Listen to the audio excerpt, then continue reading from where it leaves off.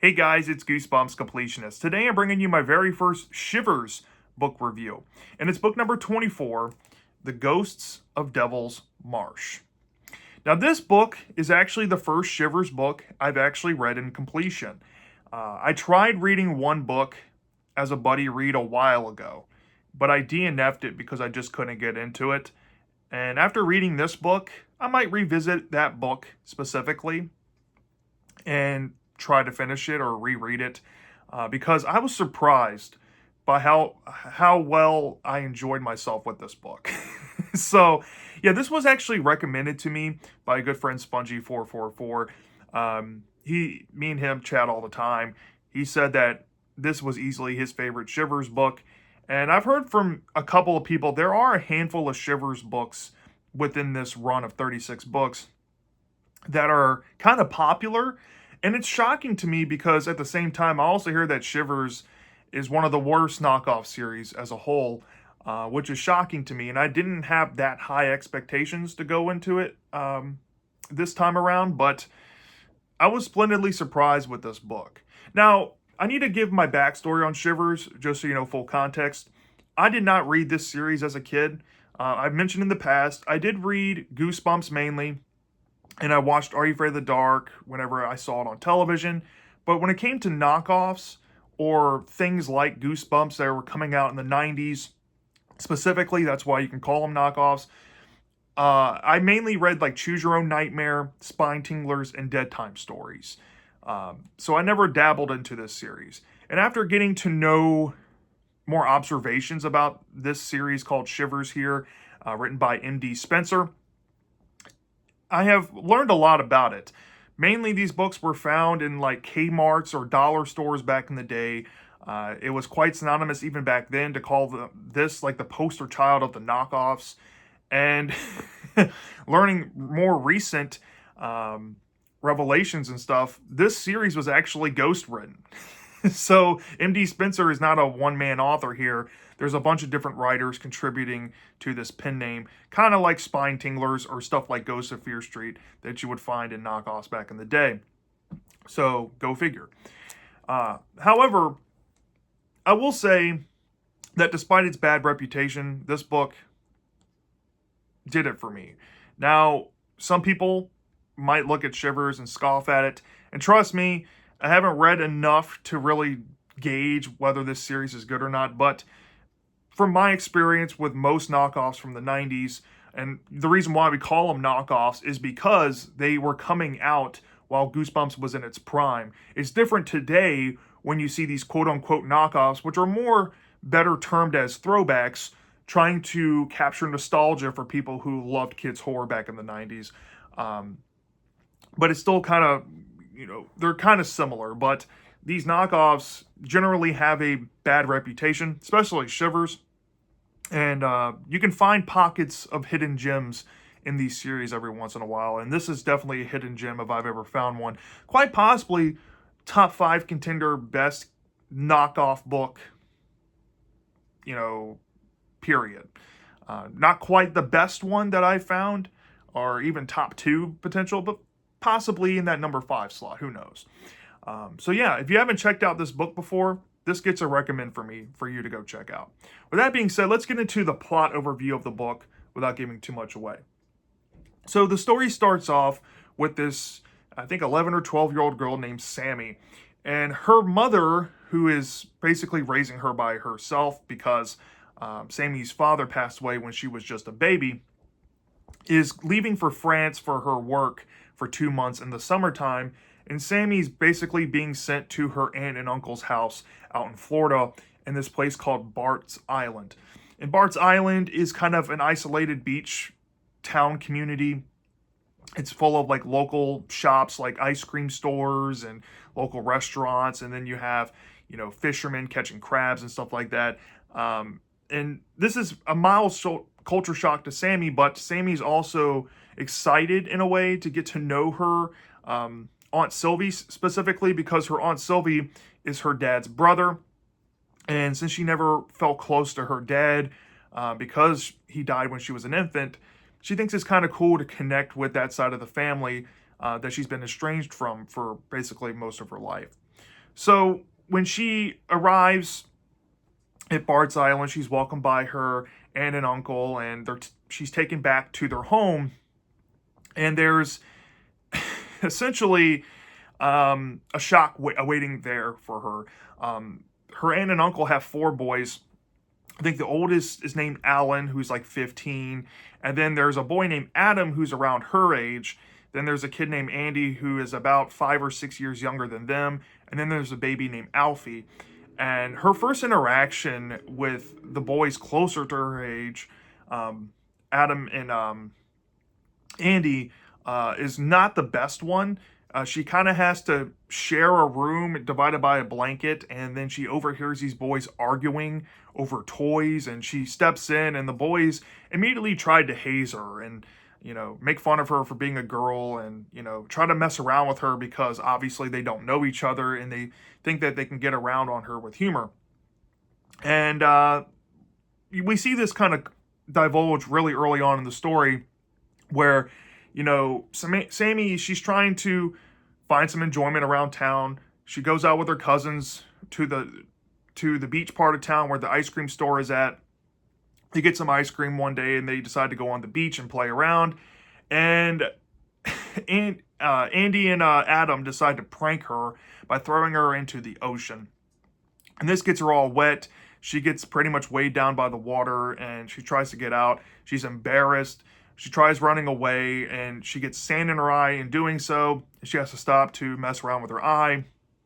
And as the boys are like, hey, man, it was just a joke, trying to help her as she's crying and, feeling embarrassed, a freak lightning storm breaks out of nowhere that apparently is an everyday occurrence in this town. And she basically almost gets struck directly by lightning because she's close to a nearby tree. But this dazes her, knocks her unconscious for a minute. She is seeing, weird colors and, whatever the side effects are from that. And she's comforted by her aunt and uncle who are nearby. And, they call the doctor as a just in case to check on her. And they say that she might be shaken up from the lightning strike, but she appears to be okay. But soon after that, Sammy starts to feel strange, like her insides have been kind of changed around. Like if you've ever heard lightning strike victims in like documentaries or anything, they talk about after that experience, they start to feel different on the inside a little bit. And this is pointing the finger towards a paranormal direction, as we'll see. But Adam, being the wisecracker that he is in the story, he sees that she's feeling better and decides to tell her about this occurrence that happens on the island. And he essentially reveals that the island's haunted by ghosts from this graveyard. And they all coalesce in this place called Devil's Marsh. And he essentially tells a story to her, making her think that he has also been nearly struck by lightning, and he has his power to see the ghosts and all this stuff. And Sammy seems to be buying it, and then he kind of gives a signal at the end of his, tall tales that he might be joking. And Sammy's like, I can't believe you lied to me. I thought I was believing you for a second. But much to her chagrin, Sammy actually starts to experience paranormal things. And at first, it kind of mimics what her cousin was saying in his fake story about him hearing voices calling out to him, and about a tree that's been struck by lightning, and half of it is trying to cling to life and half of it has been charred to death. And throughout the rest of the story, she hears these voices calling out her name, but it may or may not be like, fake outs coming from inside the vents with her cousins, or maybe it might be outside and it could be something that she's just, making herself think that she's hearing. But then one day she's out playing with her, cousins, and she gets separated from them. And there's a storm coming. She gets frightened again because she just got struck by lightning. She doesn't want this to happen again. And she starts to venture off into the marsh. And in doing so, she uncovers this tree that Adam was talking about, and she's like, okay, this is weird. And then she stumbles across a graveyard, which she was like, all right, well, this is creepy, but this must be the place where Adam was talking about. She starts touring it around, looking at these old headstones and looking how far back these headstones go. Some of them go back to the 1700s, which shocks her a little bit. And then she sees this mausoleum of sorts, or this family plot, that has this stoneworking similar to the stoneworking of the house that she's staying at with her aunt and uncle, and sees that it shares the same last name as her. And she ventures inside and starts to see who's buried in there.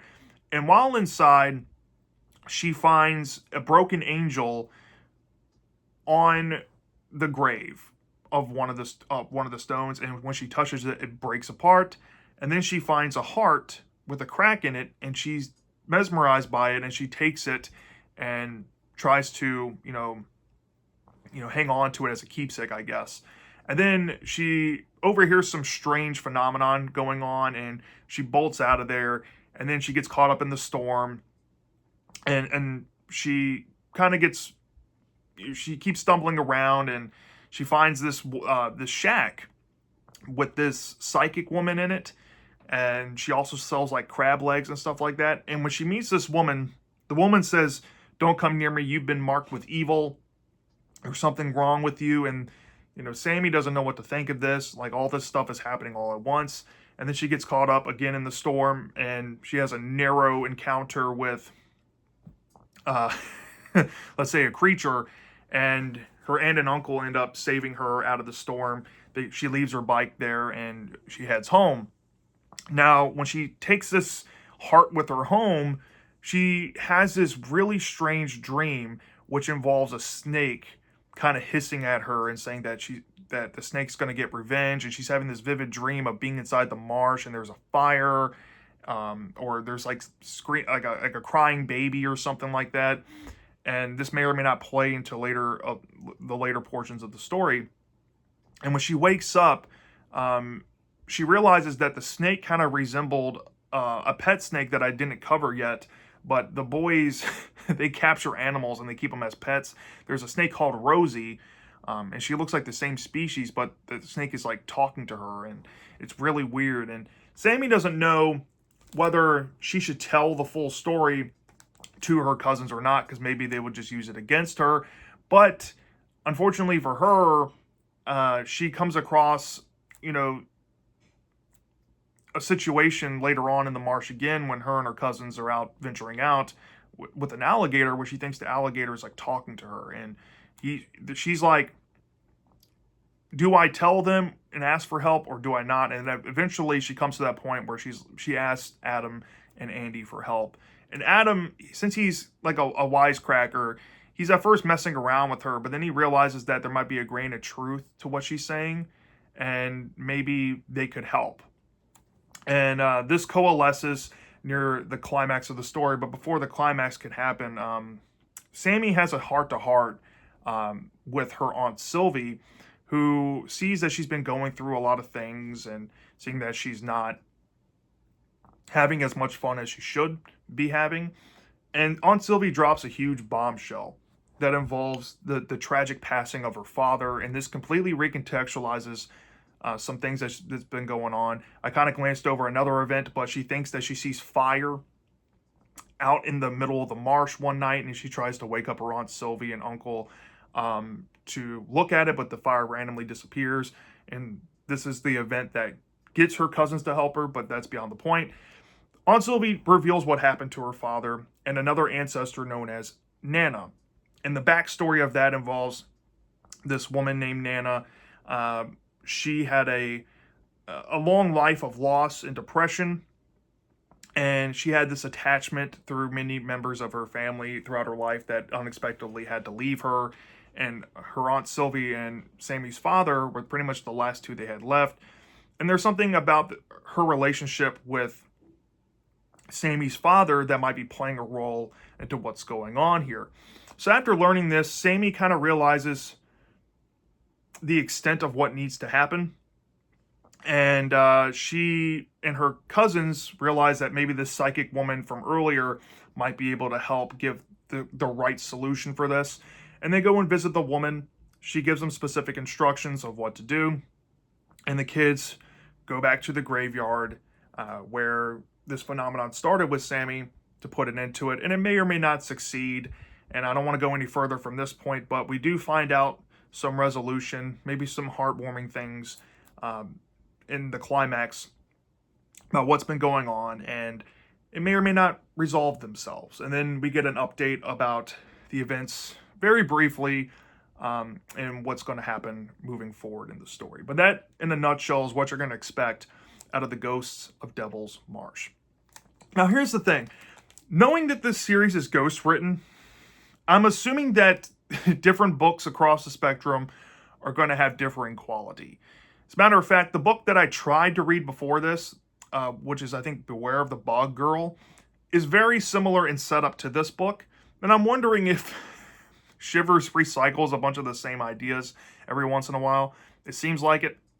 But I will say this up front. Whoever wrote this book, I think, did a really great job at Sammy's monologue and developing her character from something stock into something more developed.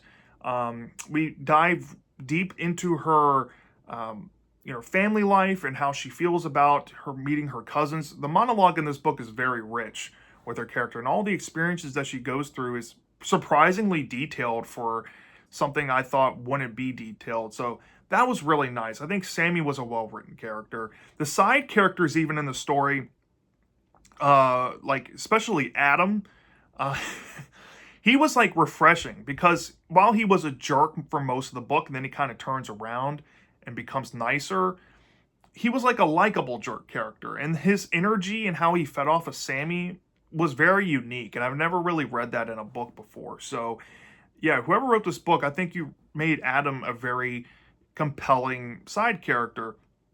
Andy, I don't know why whoever wrote this book has these mannerisms with how people talk, specifically with like the psychic woman and this younger brother named Andy. But they had fun, I guess, because Andy has a lisp throughout the whole book. And when he says like S and H's, it goes thwa. And they actually write it out like that. So like when you say ghost or something like that, they're saying ghost. And it's written like that. I've never seen somebody do that before. It might be annoying to some people, but I got a kick out of it. There's actually some genuinely funny moments in this book too. Like very early on, Adam makes a joke about Bart's Island because they were talking about Beans and Franks, or I don't know what it is, something weenies, beanie weenies. Now it's like an island favorite. And he's like, here on Bart, we love to fart. It's just like, it's jokes like that shouldn't be funny, but you see that stuff throughout the book and it just makes you chuckle. And I could tell whoever was writing this book was having fun with that. So yeah, the humor in this book worked. I will say this, the Prouse writing in this, like the details of what the characters were looking at, the atmosphere, the setting of the island, that was surprisingly detailed as well. And it was very rich in that, and you wouldn't think that. So yeah, that was good. When it comes down to the story and the vibe of it, it wasn't necessarily a scary book, more so than it was eerie. You felt like something was off the entire story. And what I think the story did very well is that, like, in the first half of it, all these things are coalescing all at once. You have Sammy meeting her cousins. You have this weird lightning strike phenomenon happening, or a near-death experience. You have this weird, story given by Adam to Sammy that might imply that there are ghosts or, legends of ghosts on the island. Maybe Adam knows more than what he's talking or, willing to share with Sammy about what's going on with her. And there's some prank fake out stuff, but there's also things that are actually happening. So you see a bunch of Goosebumps cliches and tropes just thrown in that first half, but the way it's done is making it feel off, and you don't really know where the story is going. And I think that's actually a good thing. As a matter of fact, I didn't actually see a twist coming. So, and it helped the eeriness to it. And it was also surprisingly heartwarming and touching at the end of it. It really reminded me of those sappy ghost stories that you would find in Are You Afraid of the Dark's television show. As a matter of fact, this is a perfect analogy for this.